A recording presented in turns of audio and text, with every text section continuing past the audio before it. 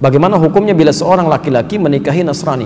Maksudnya perempuan non-muslim, apakah perkawinannya sah? Apakah dia melakukan hubungan tidak atau berzina? Baik. Bagaimana dengan Nabi Nuh, Nabi Lut dan Asiyah, istrinya Fir'aun? Baik. Mari kita lihat, ini pertanyaan bagus sekali dan dikomparasikan dengan kisah yang berbeda dan kias yang berbeda. Pertama, larangan menikah beda agama itu jelas sekali. Quran surah kedua Al-Baqarah ayat 221, posisi paling kiri, paling kanan sebelah atas.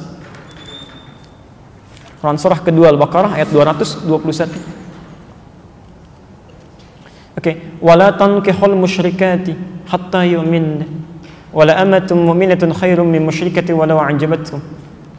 Wala tunkihul musyrikina hatta yu'minu wala 'abdun mu'minun khairum min musyriki walau a'jabakum. Ulaika yad'una ila an-nar. Ulaika yad'una ila an-nar. Allahu akbar. Wala tankihul musyrikat, jelas, dan jangan pernah nikahi perempuan yang musyrik. Jadi enggak boleh laki-laki muslim menikah dengan perempuan yang musyrik, itu enggak boleh, haram hukumnya. Laknya nahyi di situ. Ya. Bapak Ibu sekalian, mana yang musyrik itu apa musyrik? Menyekutukan Allah kan? Ya, menyekutukan Allah. Ya, bagaimana dengan orang yang mengatakan Tuhan itu ada bapaknya, ada anaknya, kan? Tuhan itu tiga, Tuhan itu bersyirikat. Itu yang paling musyrik luar biasa. Itu kezaliman terbesar. Innasyirka la zulmun azim, kan? Makanya kata Ibnu Abbas, tidak ada kemusyrikan paling besar, kezaliman paling besar di samping yang mengatakan Tuhan punya anak. Oke. Jadi kita langsung bisa jawab saja bahwa seseorang yang menikah dia dalam keadaan muslim, sudah tahu dalam keadaan muslim, kan? Kemudian dia menikahi hal yang dilarang di Quran, maka hukumnya maksiat. Di pernikahannya dipandang sebagai pernikahan yang maksiat, hubungannya masuk dalam kategori zina sepanjang dia tidak bertobat dan kembali kepada Allah Subhanahu wa taala. Dan fasakh hukumnya. Kalau diketahui dia harus dipisahkan. Ya. Kalau perempuan, hati-hati. Bahasa Qur'annya wala tunkihu, jangan dinikahkan. Artinya kalau ada anak perempuan menikah dengan non-muslim, kemudian terjadi pernikahan, bahkan bapaknya yang menikahkan, misal, atau ridha saja, itu bukan cuma anaknya yang dosa, orang tuanya ikut dosa. Ikut dosa. Karena beban dari perempuan itu yang menikahkan walinya. Jelas ya? Itu walinya, hati-hati ya, hati-hati. Adapun kasus dengan Nabi Nuh itu berbeda, lain halnya. Ya, beda. Anda harus bedakan antara muslim dengan muslimah yang bermaksiat. Lain gitu kan? Ya. Nabi Nuh dalam keadaan muslim, dia berislam dengan baik, dalam keadaan sebelumnya sudah berumah tangga. Ya, diangkat mendapat hidayah, diangkat ditetapkan sebagai seorang rasul. Ya. Sama, Nabi Muhammad SAW itu kan hanif sebelumnya. Khadijah juga demikian. Ketika Nabi Muhammad diangkat sebagai seorang rasul, ditetapkan, ngajak istrinya kan berdakwah. Itu sudah berumah tangga, sudah hanif sebelumnya. Maka diajak mau ikut. Nabi Ibrahim ketika menemukan Allah, tadinya kan mencari, lihat matahari, lihat bulan, lihat sana sini gitu kan, sampai menemukan Allah, diajak istrinya beriman.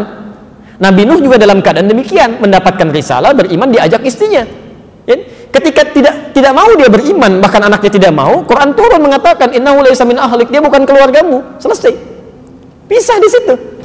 Tapi berarti dakwah berjalan. Ya. Sama dengan Asiyah kan? Asiyah dengan Fir'aun sudah berumah tangga sebelumnya.